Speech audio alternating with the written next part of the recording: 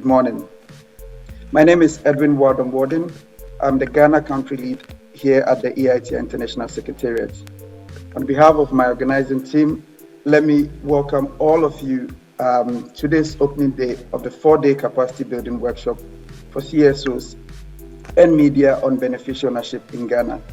My expectation is that the training would equip me in particular, and perhaps all of us as journalists benefited from this training, to be able to use the regulation to get the needed information and use it adequately to put out stories on the extractive sector and any other sector that we cover.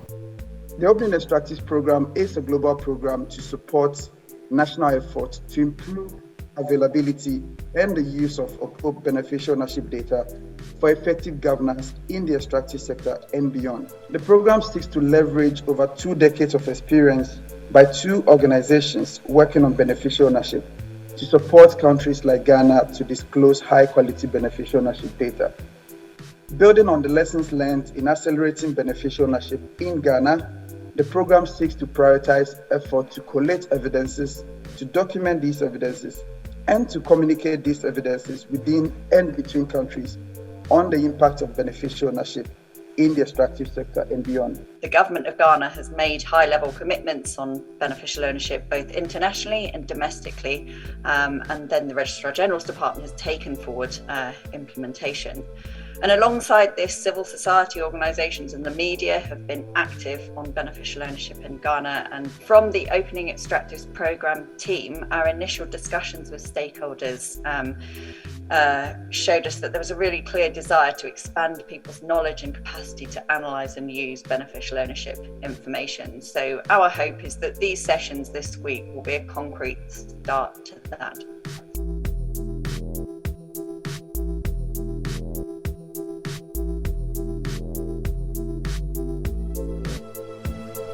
We'll go about the beneficial ownership data standard together with Steven, his data and technology manager at Open Ownership. He'll join online because we have developed a standard of high quality data disclosure, and we'll go through how BO data looks in the extractive sector.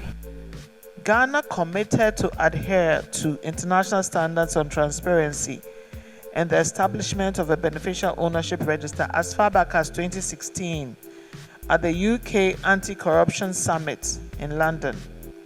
Ghana also had other international commitments related to beneficial ownership transparency, and among these were commitments with the Extractives Industry Transparency Initiative, the Financial Action Task Force, FATA for short, the Global Forum on the Exchange of Information, and the United Nations Convention Against Corruption. A key part of bringing effect to these commitments was the implementation of a beneficial ownership regime and the creation of a central beneficial ownership register. The concern has been how to secure the best outcome of contracts that are signed in the name of the citizens. So, from an initial encouragement for implementing countries to open up the contracting processes, the EITI Global Conference in 2016 decided to make beneficial ownership disclosure mandatory. So what is beneficial ownership transparency? What is BOT? Transparency over who ultimately owns and controls companies. Ownership can be a legal ownership. It can be ownership on paper. But when you drill down and do some research, I think the gentleman over there is a deep researcher. You mentioned you are. When you do that research, you then realize that the person on paper may not actually be the person controlling the affairs of the company. That's why in defining beneficial ownership transparency, you must make sure that you make reference to the word ultimately, ultimate ownership and control. Sometimes you have simple ownership structure where it's just literally straightforward. Company A is being owned by person B. There is no intermediary. There is no company in between. There is no trust arrangement. There's no contract arrangement. It's just a straight and direct ownership, which is usually a legal ownership, right? But then sometimes ownership structures are complex. And a lot of the times, what companies do is they hire lawyers, they hire accountants, and they brainstorm and say, how can I have a structure that would confuse people. How can I confuse the government? How can I confuse CSOs? How can I confuse the researchers? And then they come up with this structure where you have company A being the declaring company, and then you have company C being a shareholder in company A. And then if you go all the way up, you have persons F and G that are in one way or the other, which is through a trust, through a contract, beneficial owners of company A. And then you have company E owning company C, and then person H owning company E. It's very difficult to identify the ultimate beneficial owner, the individual. We realize that we have corporate bodies such as governments, like say Registered General Department, could have shares in a company, so it made us change our forms. We had to have scenarios where it's not just an individual, but you go through maybe a corporate body before you identify the individual. There is an association in Nigeria called the Nigerian Airport Taxi Association. So it's literally a gathering of people that do airport taxis in Abuja. They come together and then they have an association. And if, for instance, they actually have a share, it's an institution, it's not really a person, it's like 50, 70 people, do you then need to drill down to person 1 down to person 70? No. Practically speaking, it's not the most realistic thing to do. As long as the person or the institution you find is identifiable. And the instances where that usually comes up is when it's a public entity or a state-owned entity.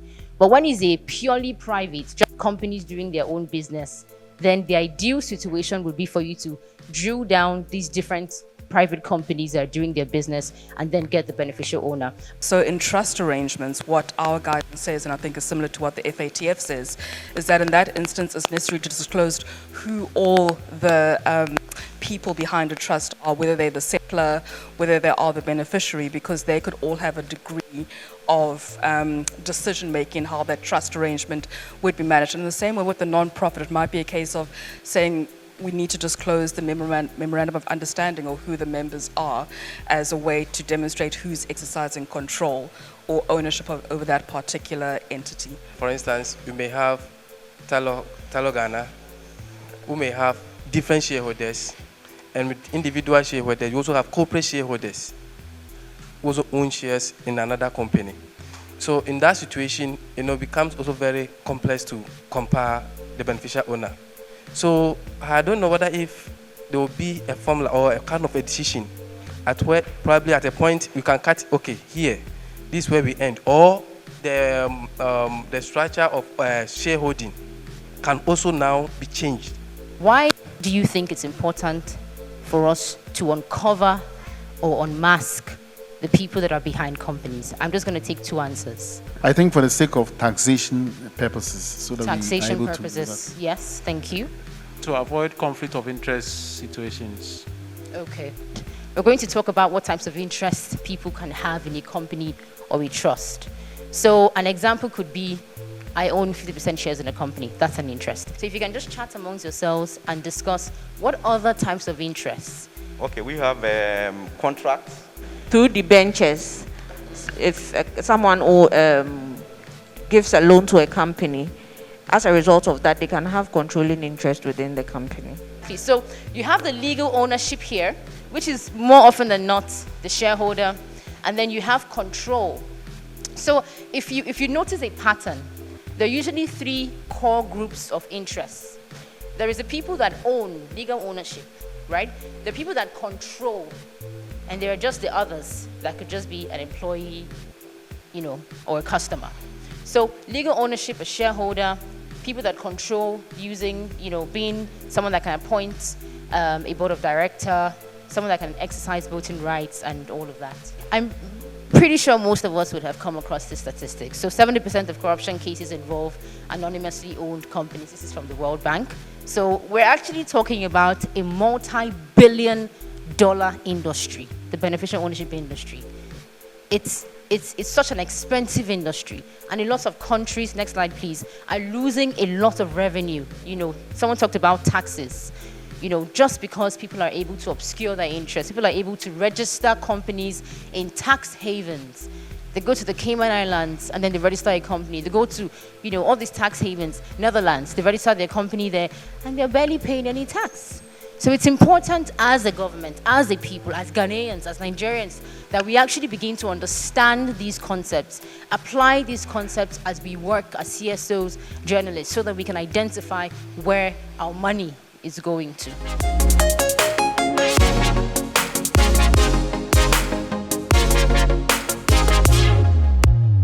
My name, Karabo, means an answer. We don't have answers, but we have considerations. And I think some important considerations have come up. Taking a risk-based approach, the administrative burden and the significance of whether a 1% beneficial owner is actually somebody who should be scrutinized to that degree. So these are obviously policy discussions which must take place, but ultimately it's understanding that where threshold is applied, that needs to be known so that anybody who's using the data understands that there might be other beneficial owners, but that isn't captured in the data. So in addition to saying that data should be verified in a register, we also have seen that it's important for data to both be up to date as well as the historic record of beneficial ownership changes over time to be captured. I was wondering whether anybody's got any views on why particularly having the historical record of beneficial ownership data is important. Having the historical records will show how shares or ownership has transferred over past, to see, for example, if it's for politically exposed person or if it's to families. But I also think that it could help us link people up. So, for example, if A decides to sell his shares in company, say Q, and ownership changes, if I see the name of B in another company where A is there and it changes, then I try to see that these two people could be linked. It's an excellent response. I hope you all have heard that it's useful to understand the linkages between different players over time to identify risks. Just to bring in a personal example, before I was with Open Ownership, I worked with a group of investigative journalists. And we would often access the share register. And there was a company which would create what would be called not shell companies, but shelf companies. So there was a service provider that went to the registrar to create these companies and then sell them on to other companies who wanted to invest their interests. And you'd always see in these registers somebody called Christian Goos. Now, if you didn't look at the changes over time, so obviously Christian Goos would be the first legal owner of the company, but then you'd have to then look at the full history of the company to understand that it went from being Christian Goos to a person who was potentially politically exposed, to being transferred to a family member or a cousin. So being able to track those interests over time rather than looking at the snapshot at the point of registration became a really important way of understanding where the risks or potential risk when it came to corruption, be it in public procurement or in other investigations which were undertaken. So that's sort of an example of why having that history over time of a company becomes really important. So we say that at the point of submitting the data to a registrar, it's important to just do cross-checks and checking for conformance. So has the company submitted data which is in line with what is required to disclose? And are there cross-checks? So is it just a case of the company made an error submitting the data as opposed to that particular company submitting data which is deliberately or intentionally false information or misleading information? Once that process has happened and it turns out that actually there does seem to be some kind of red flag, the additional step after that then is to report any types of red flags to the relevant authorities for further investigation and follow-up. Now, the importance of sort of having the two-step process is to ensure that you aren't penalizing companies who are making legitimate mistakes versus those who are high-risk entities who require proper investigation. For instance, I'm a politician. The Constitution requires that before I stand for public office, I should declare my assets. That will include all my interest holding in any company. I declare that if you compare that information to what I've declared to the Registrar General, you'll be able to detect discrepancy. But if that information is not shared, you will never get to know that I have misrepresented information to one agency. Softwares could be one of the necessary thing that can help about agencies not having to write physically or manually, but just writing an email that I have to access this information and making it easier for RGD to allow them to access such information. I think it makes sense that maybe software would be one of the solutions to help. Otherwise, it will be a challenge. The open ownership principles can be used as a way to visualize progress when it comes to implementation over time. It's a qualitative assessment rather than quantitative, so it's not 1, 2, 3, but really trying to understand how, based on a country's policy objectives, they're doing against the open ownership principles. This is a visualization of Nigeria's Extractors Register, the first in the continent, which was digital. And after the passage of the Karma Act, you can see improvement when it comes to different aspects of the open ownership principle. So this allows sort of a very visual picture of what progress looks like. On to the very, very last one, which is a UK PSC. We also did a quick analysis of the UK PSC register to see what their progress looked like against the principles. The quote that you see from Lord Callanan is in response to Open Ownership's assessment of their register. And what we found is that although overall they've got a really strong register in terms of public availability, the ability to download data in bulk format, when it comes to, yes, verification, the UK PSC still has some work to do to improve in that aspect. And so I think just to leave on that point, that verification is a difficult area, but it's not unsolvable. And I think ultimately it's crucial for the usability and the impact of the data we're ultimately going to see. You find that the people who are actually those that we have to look around their operations are people who are in government, who have the powers. But they also control these very institutions. You understand? So if you don't have stronger institutions that will be able to monitor the people we want to, as it were, check their activities, then you will be in a fix. Because when I was reading the UK one, they stressed so much on the independence of their institutions and how strong they can be able to push it.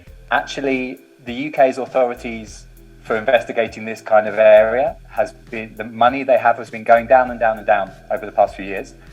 And they need better and better data. So just to bear in mind as I'm talking through this, there's some of the people in the UK that you were mentioning, some of the authorities, some of the people doing investigations are making use of what I'm about to talk about. So for example, the Beneficial Ownership Data Standard is being used by the Competition and Markets Authority in the UK and hopefully by other authorities that they want better data so they can do better investigations because no one has enough money. It's a real challenge in lots of countries. So as Karabo was talking about earlier, a lot of the open ownership principles that we push for are reflected in data. So structured data is there as one. Verification of data and making sure data is trustworthy has already been raised by the people. Making sure the data is up to date and auditable. Hopefully pushing for there to be a central register and hopefully for that to allow access to the public. These are the kind of key things that open ownership wants to push for. And the register that we have encapsulates all of these, and the data standard allows other people to push for all of these. So it allows you to publish good structured data in a public way that you can verify, that you can keep up to date, and all of these things. So that's what I'll be talking about. But we really believe that public beneficial ownership registers are incredibly useful and valuable because if they're implemented properly, you can make sure to abide by data protection rules, but also you can release that information to multiple users who can then make use of it for all of the benefits that you can see listed on the right here. So if you go to the register itself, for example, this is an entry that I found for someone who's based in the UK who is Ghanaian. So you can see we have people from I think about 200 different jurisdictions. This person is a resident of the UK, and so they own a company that's registered on Companies House, which is the UK register. And they have reported, I think themselves in this case, as the beneficial owner. So I just wanted to show you that if you go to the register site, you can search for names and they'll have flags next to everyone. So you can see here it's a Ghanaian person but who owns a British company. Another thing you can do that's hopefully useful to people going away from here if you want to check out our register is you can download the data for any person or for any company. For any page that you're on when you've searched for them, you can click on the button that says downloads mod JSON, so hopefully you can see the circle that's appeared there. This is the kind of information that we advise people should collect. So it's very, very detailed, but it gives you a sense of how we organise things in the data standard. So what we advise people to do is to collect information on people. So that's what you can see in the first column, everything we say would be useful to gather on people. You don't have to necessarily do everything. For example, some of them might not be a politically exposed person and all those kind of things, but this is what we advise. You can collect. Then there's entities, so that's companies or trusts or arrangements or anything in that category. This is what we advise that you collect in the middle. And then ownership or control. So how is that person connected to that entity? That's what we call an ownership or control statement. And like I said, these three things put together can either very simply sum up, that my dad has his company and him and my mum control that company.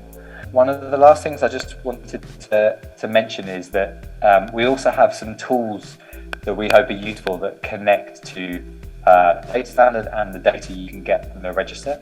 So if you want to use the register, you can obviously view that data on there, but you can also take a copy of the data and you can put it into the visualizer, which hopefully some people who are there can demonstrate to everyone how to find it, or I can share the link after this. So before we delve into the extractive sector and beneficial ownership, I think it's important to have a closer look at the extractives and why it is particularly important when it comes to the conversations of beneficial ownership. The first reason is that we've seen across many years of working within the extractive and energy sector that corruption is extremely prevalent in this sector. About 20% of the Foreign Corrupt Practices Act enforcement actions hover around extractive industries. There's been several analyses that point to the fact that the extractive sector is one of the most prone to corruption.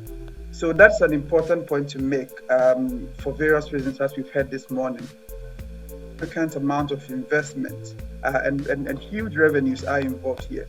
And as a result of that, the stakes are extremely high. And when the stakes are high, we often have processes might not always be followed in some of these high-stake areas, and you find that governments might be tempted to go through high-level negotiations where they can apply discretionary decision-making rather than following through on what has been stated in laws and policies. The other thing is also that the sector is extremely complex, as we have been discussing here today. When it comes to technical considerations, when it comes to financial processes and expertise, it is very, very technical. And as a result of that, there are fewer aspects, and wherever there are fewer aspects, we also then expect that checks and balances and oversight becomes a bit limited, because you might not fully understand what you are actually exercising oversight over in that sense.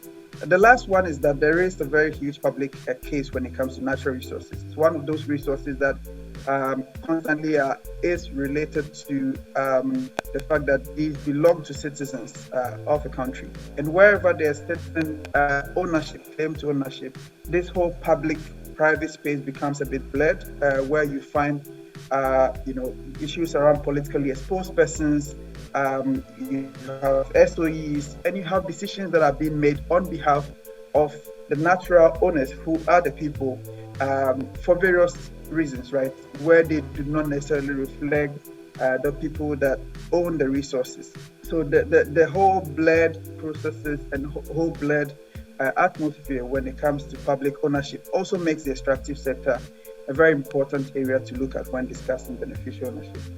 So we're looking at over 81 countries that are resource-rich or resource-based countries. Out of those, 56 of them implement the EITI, which is quite a huge and substantial number. Again, what that demonstrates is that there is a lot of experiences to bring on board to every implementing country that we go to, because of the experiences that have been shared across other countries.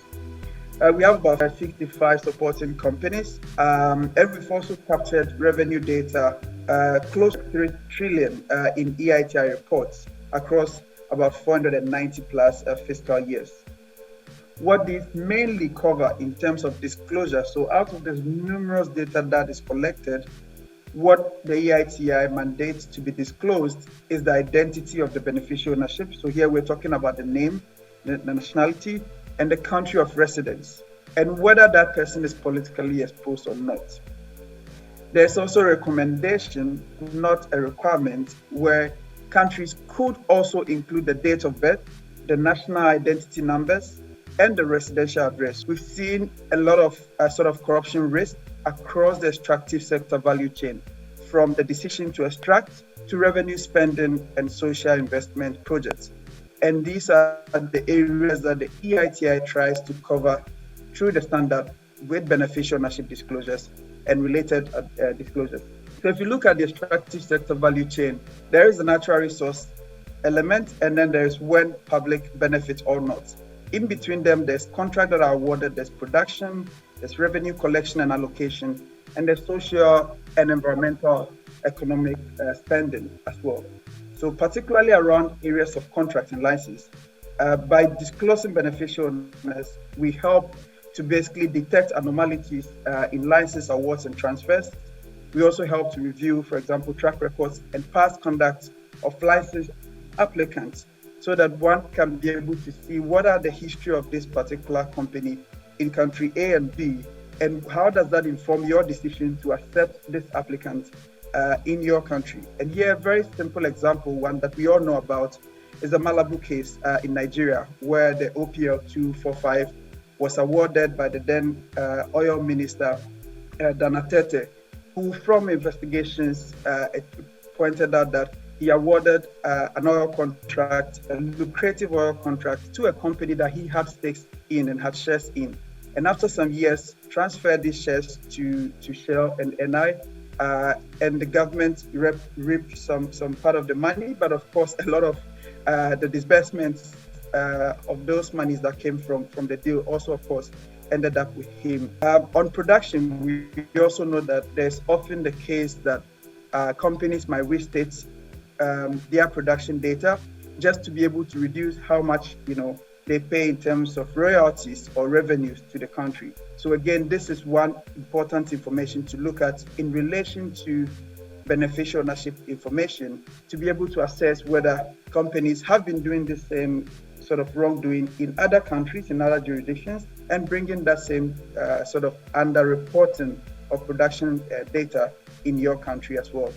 One other area, of course, which we've discussed very much is around how beneficial ownership disclosures help to expose shell companies and tax evasion schemes that are done by several companies. We've touched also around how revenue data and also beneficial ownership data can help to address issues around money laundering, which is used by companies. So you have an individual who has quite a lot of money, which was basically gotten out of ill businesses. To be able to clean that money, extractive projects are one of the projects that requires huge revenues and huge investments, as we mentioned in the beginning. So that person would, of course, come to invest into an extractive company as a way of cleaning their monies. The last bit that I just want to highlight is how do you help to identify risk when you're looking at the extractive sector. And this is sort of a framework on how to calibrate risk in licensing. So here, the main point to look at is, indicators around finances, how much money goes into the project, and who are those involved. Is it a politically exposed person that is domestic or foreign, or is it a natural person who is domestic? So in the case of a natural person who is domestic, engage in a project that is less than $1,000, the risk becomes relatively low. So the chances of going into a deep investigation is limited. When you take, on the other side, a project that is about $100,000 and above, and you are looking at, politically exposed persons, legal owners, who are both foreign, domestic, then we are talking about very high risk areas that would require a bit more investigation to be able to ascertain some of these complexities.